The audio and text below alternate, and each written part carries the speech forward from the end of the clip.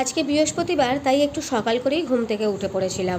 উঠে ঘরদোরের সমস্ত বাসি কাজ সেরে চলে গিয়েছিলাম ছাদে। আগের দিন রাত্রির এই দুটো বিছানার চাদর বালিশের ওয়ার কাঁচা হয়েছিল, বারান্দায় একটুখানি জল ঝরতে দেওয়া ছিল সারা রাতটা। সকালবেলা নিয়ে গেলাম ছাদে শুকনো করতে। রোদ বেরোয়নি, বারান্দায় দিয়ে রাখলে সেই শুকনোও হবে না, সেই জন্য ছাদেই দিয়ে এলাম।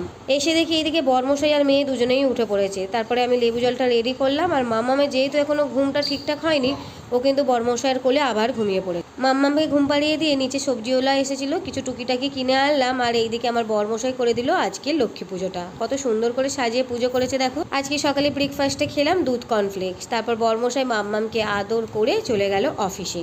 মাম্মাম যেহেতু ওইদিকে ঘুমোচ্ছে, তাই ভাবলাম চলো আজকের বড় কাজটা সেরে রেখে দিই, এই সবজি কাটাটা। ওকে নিয়ে না সবজি কাটার খুব অসুবিধা হয়।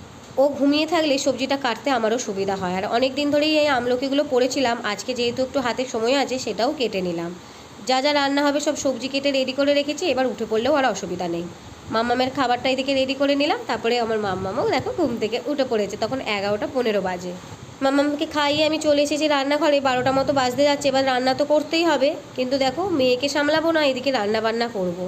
আমার মেয়ে রান্না করলে এরকম রান্নাঘরে এসে এই সব করতে থাকে। আর কদিন ধরে এই মাছের মাথা দিয়ে লাউঘণ্ট খেতে ইচ্ছা করছিল, সেই জন্য আজকে এই লাউঘণ্টটা বানিয়ে নিলাম। আর আলু কাঁকরোল ভেজেছিলাম। এই হয়েছিল আজকের রান্না। রান্নাটা হয়ে যেতে ওইদিকে কিছু টুকিটাকি কাঁচা ছিল, সেগুলো কেচে নিলাম। কেচে এখন চলে এসেছি মাম্মামকে স্নান করাতে। আর এইদিকে আমার মাম্মাম তো স্নান করতে পেলে খুব মজা পায়।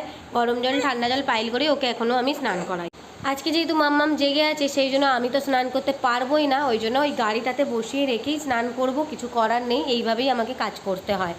তো তারপরে দেখো কিছুতেই কিন্তু আজকে ও ছাড়ছিলই না। তো কোনো রকমে এই যে গ্যাসের পাশে ওকে বসিয়ে রেখে এখন আমি ওর ভাতটা রেডি করছি।